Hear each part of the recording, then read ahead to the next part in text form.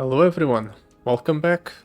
So today we're going to be playing Spirit Blossom Mastery and we'll be taking on the Mordekaiser adventure from the Titans of Runeterra campaign. I need to beat this adventure with an Ionian champion, and since most of my Ionian champions are rather high level and high star, there was no one left but Spirit Blossom Mastery. So yeah, let's see if his performance against this adventure is as good as it was against Set. This is a higher star adventure, or 1-star higher adventure, so he might actually end up suffering a bit of a challenge. I'm still running the same thing I was running against Set though, the secret technique to improve our buffs, and the Star Child staff. It's probably going to be good here, or even better here, because we're going to take a lot more damage. Mystic Meditation incentivizes us to pick higher cost buffs. Sure. It's not like the other options are any better. In fact, they might be worse. Or significantly worse, like the Thrice Bound. At the very least, this way we can afford to keep some high cost buffs in hand. Or pick some high cost buffs along the way. I'm going to keep the Mastery in hand, obviously, and the Fallen Student, just in case I need to get the buff right away. Let's do Yoink, see what the opponent has in hand. Yeah, I want to take Rolling Sensation away from him, just in case. Yeah, that's fine. It's not exactly fine, but it could be worse. If I'm not mistaken, there are no 0 cost, but there are 2 cost units, so I do this, generate a 2 cost unit. Ooh, we high rolled. We got one that can trade favorably into the Sinister Poro. Why won't we use the elusive? The elusive or the ghost saves us 3 health by generating a blocker for this unit, but we have the regeneration. It's probably fine if we do nothing and instead just play the Crawling Sensation. So we have units on board to use the Grief's Lesson on. Actually, I'll wait on the Grief's Lesson, maybe. Let's drop down the Serene Spirit. Buff him up. And attack with it. And the Phantom. At least now the Grief's Lesson is a bit better. Unfortunately, we won't be able to go with the same plan we did last time around, where we just multiplicate either the Grief's Lessons or the practice makes perfect a bunch of times. We're actually going to have to play fairly now. Oh, let's walk like this, here, here, here. We're going to give this unit elusive, just so we generate a blocker for that unit.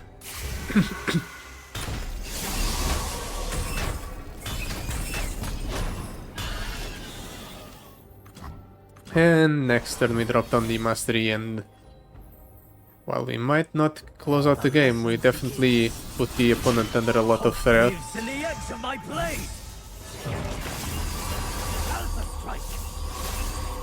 Actually, no, we do level up Mastery. Surprising. I thought Mastery would not level up. I guess I miscounted the amount of spells I had played on my own units. One cut of many.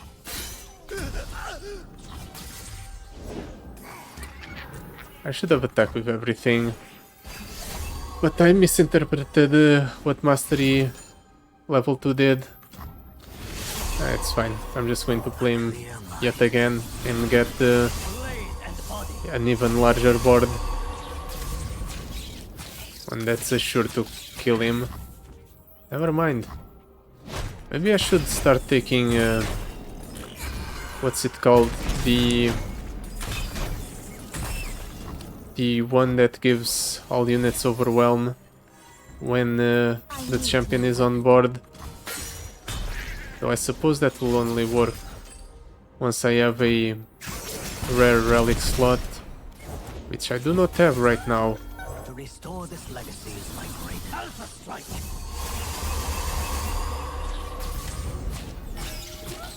Finally. The opponents struggle a lot. Fortunately, we have the game under control. Our opponent was worthy, but inferior. Troll King's Crown, that's the one. See, I remembered. Troll King's Crown. So that when we play Mastery, all of the spells we animate get overwhelmed. That way we end up closing out the game on when we summon Mastery guaranteed. Tribeman, probably later. Sumpworks map. Let's go for the Sumpworks map. It has Yordle Portal on it, so it gives us more cards to play. Kindred, Aurelian Soul, Senna. I'm inclined to pick Aurelian Soul just because Targon has some decent buffs that we can play on our units. Even though Aurelian Soul Bucket in and of itself is not that great. I might end up cutting the Fangs. Just because I don't value the unit that much.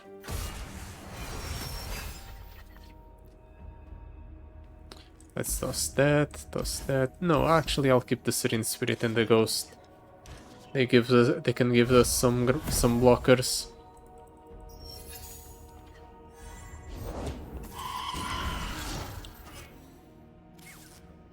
That's a threat. Suppose I'll do this. Balance didn't block the Mist Wraith. Then Petals of Fate to block the Wraith Color.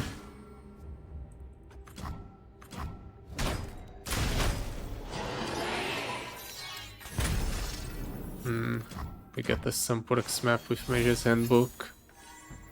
Not really useful with the setup we currently have.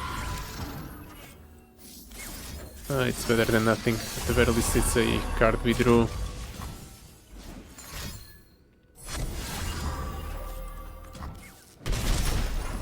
Next turn we go for the Fangs. And we try to go for Sumpworks map maybe to generate some value. Although the opponent might just open attack here. Or not. Static Shock, yeah, we need the draw. Hillsong Call. Or Shady Character. Actually, I'm going to pick up the Shady Character. Because I can go for it here.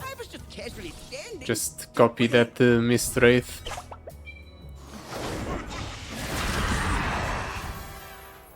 Block there. Rift's Lesson. Yeah, sure. I want to be able to preserve as much health as possible. In order to do that, I have to do this. I'm probably going to end up having to win off of multiple Mastery casts. Let's do Static Shock for card draw.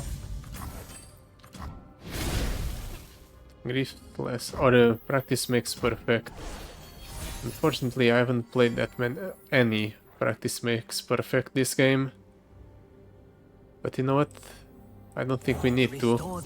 Mastery levels up here, right? Hope lives in the edge of my blade. Advanced Intel, I suppose. It's card draw. And we do the Vine Draft. We just want cheap cards that we can easily get rid of. Oh, he really hates that Blade Master's Phantom in particular, it seems.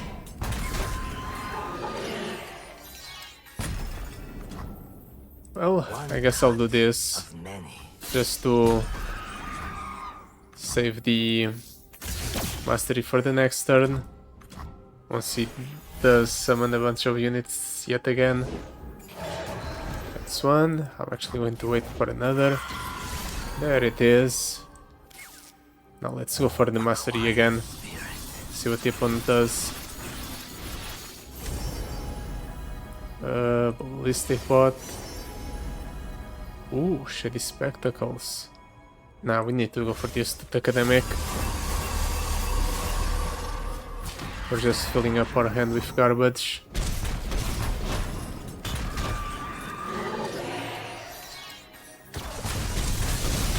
Opponent attacks here, yep, I figured as much. I seriously doubt he has a way to kill the mastery if I just do this. Actually, I don't even need to put mastery at risk, I can just block with the phantom. And we're safe. I can even go for a Alien Soul here. Or I can do this and secure the victory. Wait. Ooh, if there are enemies. I thought it was like... I thought the wording was attack, I strike all enemies, then recall. My bad. I'll chalk it up to not having experience with that card. It's not the first time I made a blunder with this mastery, I suppose. I guess now we know that the opponent needs to have units in order for mastery's recall effect to work. Wonder at my creations. Now the game drags on for an additional turn, without any need for it.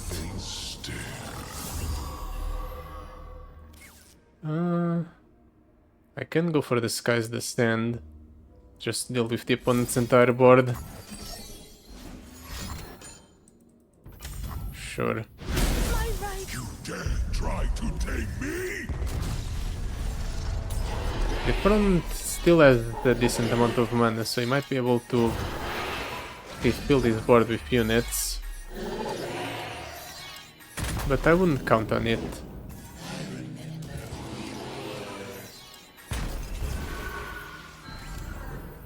Can just obliterate that, so we're safe from the 17 attack unit. Let's do this. Get some large units going.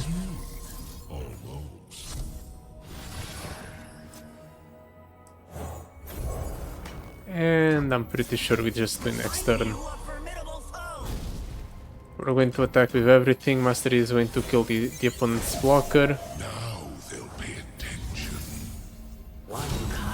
Yep. If he somehow survives this, he will need to deal with a full board from the mastery right after. Somehow he survives this. I am very impressed, in fact.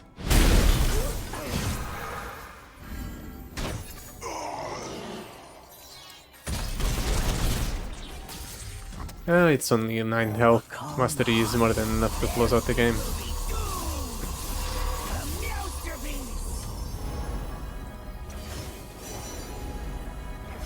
Okay, we definitely don't no longer have any problems with card generation if we use this Sunporks map. Now I'm having trouble emptying my hand.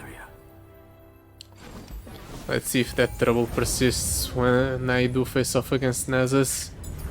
And he just kills everything I have on board. Cosmic Inspiration. Nah, we need to reroll. I guess we're going for Generous Gem Crafter. It could be worse. At the very least it has synergy with our small spells. I cut the Fangs. Honestly, I'm more tempted to cut the Trusty Adnery. We don't need the extra board or the extra body he puts on board. Mostly because it's just additional stats, and stats is something we have a lot of. Sure, I'll keep this end. We can go for the Fallen Student into either Petals of Fate or Ghost, depending on what is needed. He just has Encroaching Mist in hand. He just has a very good hand.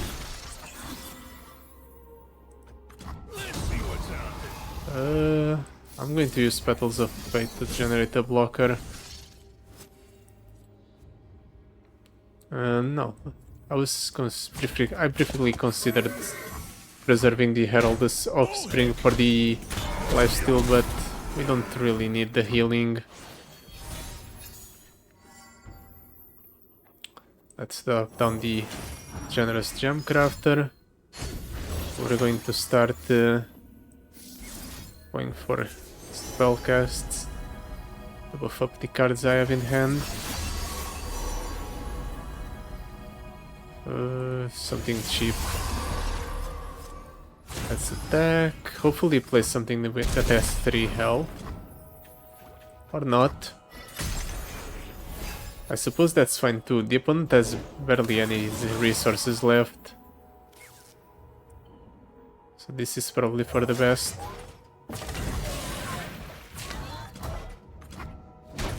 Just trade that in.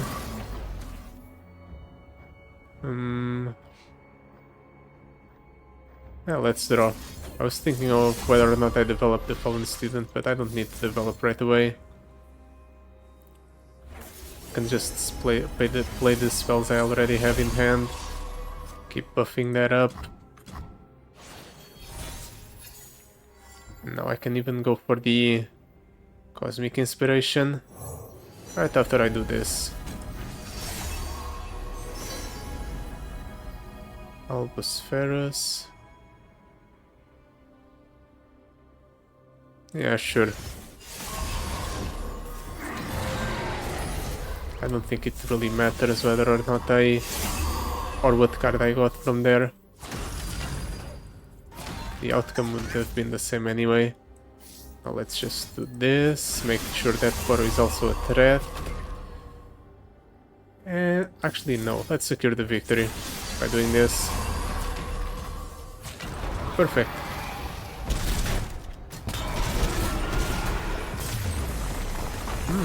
That went a way I didn't expect. Turns out the gem crafter was actually relevant. I figured it would just be something I play and then forget about, but he actually had a proactive role in closing out the game. Bouncing Blades. Not really what I want, no. I guess we're taking the boarding party. It helps remove spell shields from the opponent's units and whatnot. It's relevant against Nasus at least. Do I want to cut anything? I'm quite pleased with this deck. Maybe I'll cut the Fangs. Just because the Fangs... Like I said, I don't really need them. They've stuck around this long, but not anymore. And now for Nasus. Now for the actual challenge of the run. I definitely want to keep the Mastery. I think I want the Fallen Student. The Riposte is nice to prevent Nasus from attacking. So I guess all I do is this. Plus the Prodigies. The cycle begins new. The unfortunate part is that I'll have to block with the Fallen Student if the opponent attacks. He doesn't. Lucky me. Let's try to do something and then pass priority immediately to the opponent. Just to see what he does.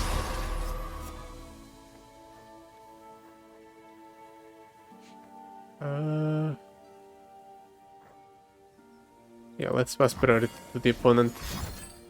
Desert Duel. Figured as much. Fortunately, I had the riposte in hand. And now that ends up being a bit worse for Nasus than he anticipated.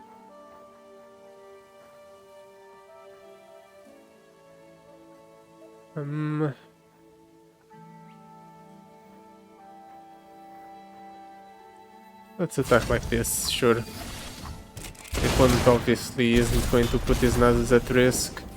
Gonna make a meal of them. Maybe I can generate a form of removal for Nasus from this. I don't. I instead get the Glorious Evolution.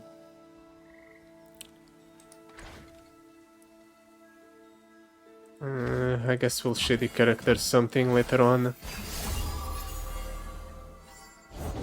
What do you sense, Guardian? I smell would-be thieves. You know what? Let's drop down the Prodigy, use the riposte. Now we have a blocker for Nasus. I was thinking about what I should do there. Does this level up Nasus? It doesn't. Okay, makes sense. It shouldn't level up if the unit gets destroyed in the process. This is actually good because we're in a very good position. Ooh, Supernova. Perfect. Next turn we'll just Supernova Nasus and something else. I'm pretty sure the opponent has no... What does this do on death? Bounty board. Now let's get rid of the Overwhelmer. Yeah, like I was saying, I'm pretty sure the opponent has nothing at fast or burst speed that deals with that piece of removal. So we were safe on that front.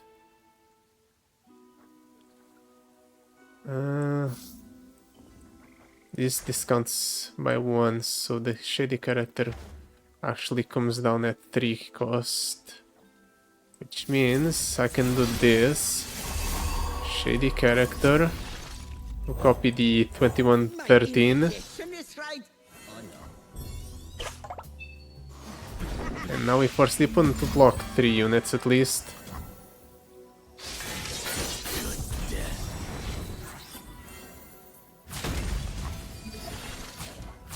Yep, I figured as much.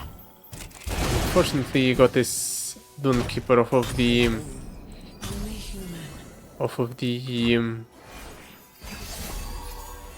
Bloodthirsty Marauders, so he actually got to preserve more health than I wanted him to, but it's fine. He's throwing a Nasus. I could just drop down the mastery, but I'll wait for him to do something. Yeah, like that. Now let's do this. Let's give him an all-you-can-eat buffet of units he can't kill, because they're either elusive or they are too big.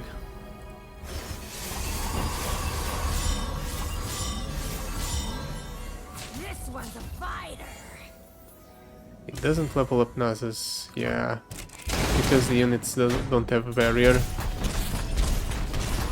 I can actually trade mastery. Oh, I was about to say I can actually trade mastery in case he attacks with Nasus, because I had a backup mastery in hand. But that's fine too. Mastery is just going to kill everything he has on board when I attack like this. Yep. He gets to survive because of the bounty board, but there's no way he survives this. Ooh, I actually don't have enough mana for the mastery. Well then, I guess we're going for the Glorious Evolution. I have nothing better to do this turn after all.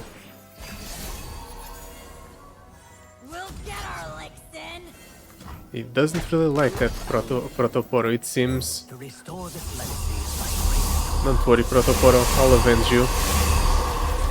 My ears.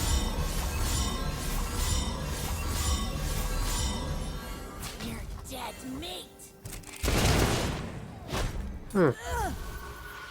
That wasn't so bad. We did have a very good hand to deal with the opponent's early aggression and with the opponent's Nasus.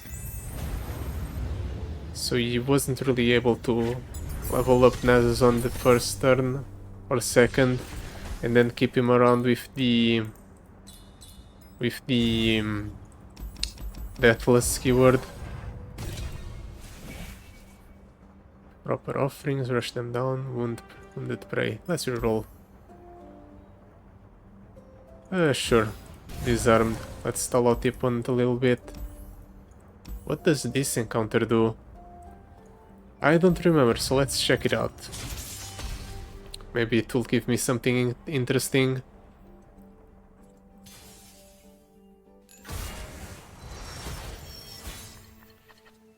Let's toss all of these. I suppose I'll keep one's fallen student.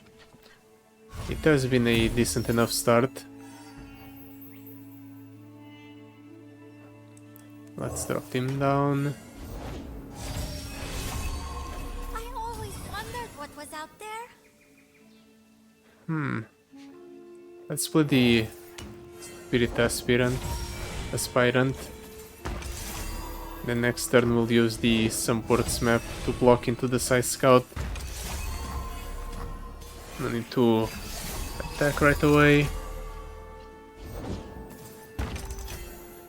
That's fine. Well, let's go Serene Spirit, why not?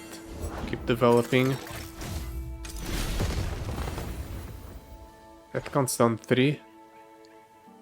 Oh, I can't see if it counts down 3 or 2. But it appears it counts down 3. Because that landmark just immediately popped. Let's go assembly bot, I suppose. Ooh, Unyielding Spirit. That's interesting. What unit would benefit from a Unyielding Spirit, I wonder?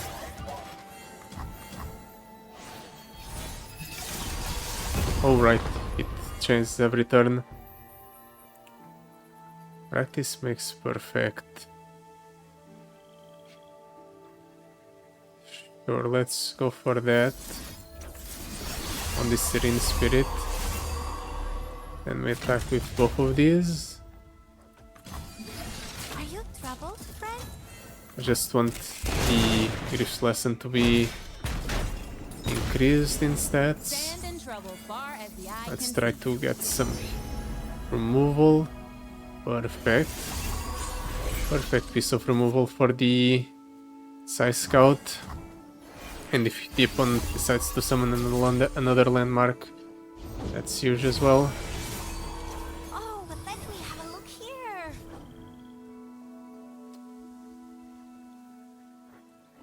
Yeah, let's do it. We're going to remove both of these. Unfortunately, I won't be able to remove the Ruin Runner because of the spell shield. But it's fine. Could have used you a lot earlier, especially considering how many spells I've played this game. I go Grief's Lesson on something. Sure, let's do that there. Generate a blocker for this unit. Block there. And we block there. And now he's only left with the elusive. that old trick again.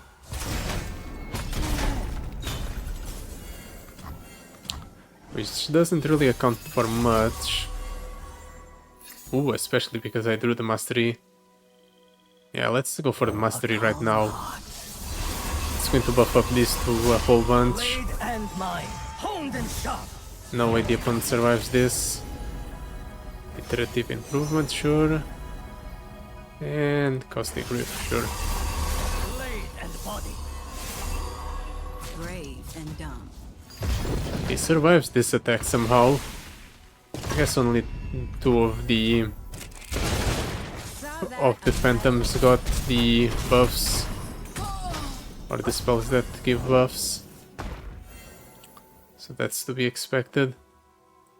He actually does survive here. No, he doesn't. Never mind. I was about to say he does survive here because we don't have damage. I really need to brush up on my math. Our opponent was worthy, but inferior.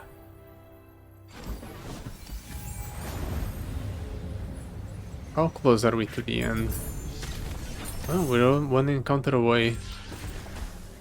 Doesn't really feel like it. This generates too many cards. So I guess we're doing Tiari instead. And to see what encroaching mist does.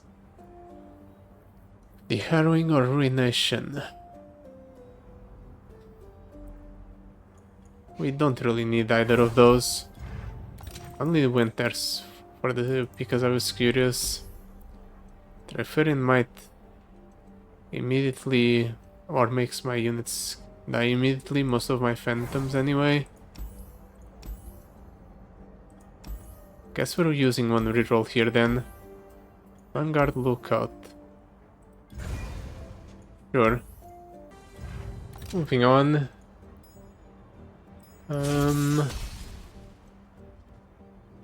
Evershade Stalker is the harder encounter, but I feel like the rewards are going to be better here. Let's toss all of these back. We'll just skip the practice makes perfect. Just this alone gives us a way to block whatever the opponent throws at us on turn 1.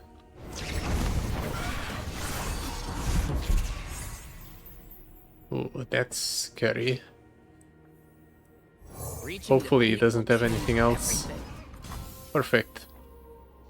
We use practice makes perfect. Block there, and we're safe. And now the opponent has significantly less resources than we do. So we should be able to easily win this game. I want to go for some perks map. Yeah, okay. Do this. Some treasure. Maybe cycle through our deck faster. And do this.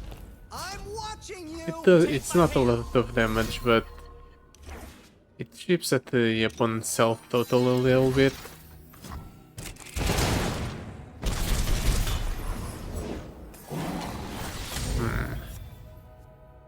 You restore some health. It's fine. Going to do this. I'll wait for the next turn. Discard the ignition with some treasure. Or I can just do this. A calm heart. Give it all. Yeah, sure. And follow the line, why not? Blade and body.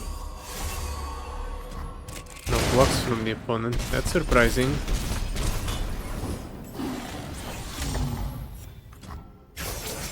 I suppose he wanted to develop a ward before attacking then. Sound the alarm.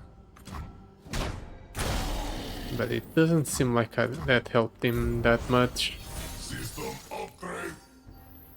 Especially because I can just do this and go for give it all. That makes my entire board elusive. And 10/10s.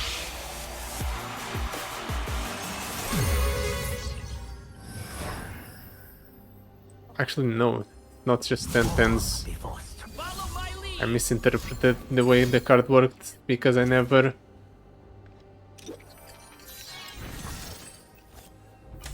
Actually, I think it interacted weirdly with the secret technique, because it says it just grows to the highest value among allies. The stats, I mean.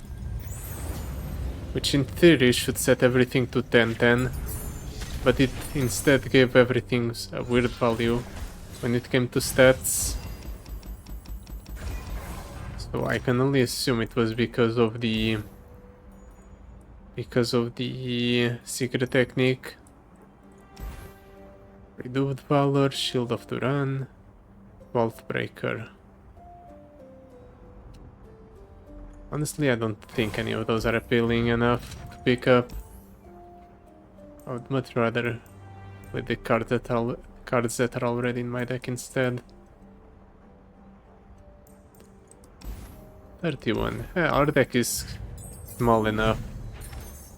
I actually do feel like we do need everything we have there.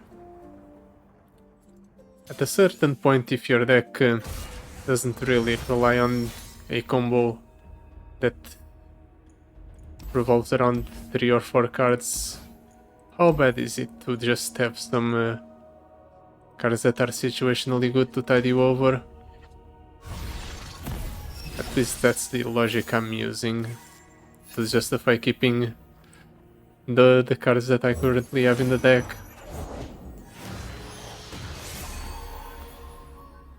Let's attack like this. Hopefully prevent the opponent from sticking a unit on board. So that way I don't have to worry about him going for an immediate Mordekaiser, except he goes for an immediate Mordekaiser no matter what. So that was completely pointless. Well, at the very least I can ensure that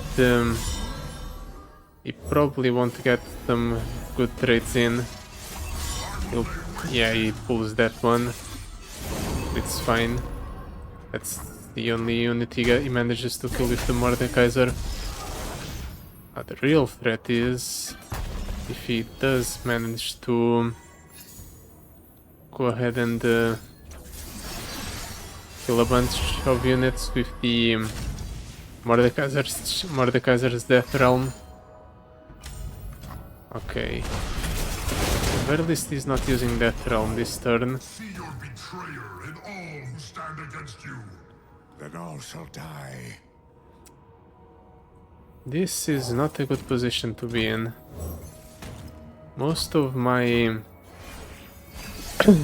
cards that give me value are not anywhere to be found.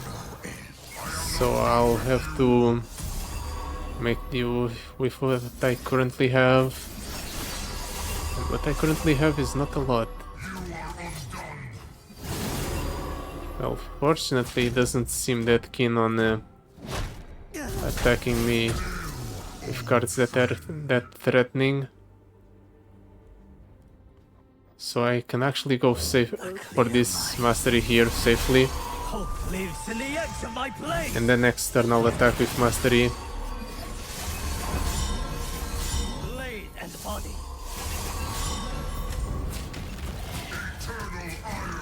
He is going to... Actually no, he doesn't. He will not go, or he will not deal damage to my Nexus because of this attack. And in fact, if this sets up so that Mordekaiser gets killed by mastery on attack on my next turn, this is huge. He doesn't even get to point removal at mastery. That's insane. Stand aside or be cut down. Do I just drop down the mastery again? I'm going to. I have a second one in hand. If he removes this mastery, I just win the game next turn.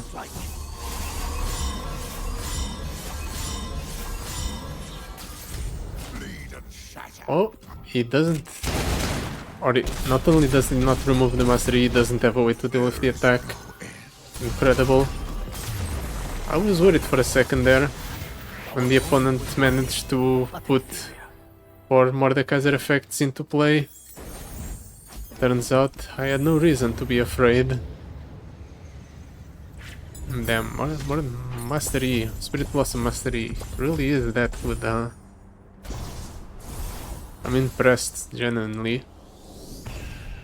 So yeah, that will be it for today. Thank you so much for watching. I'll see you next time. Goodbye. Till then.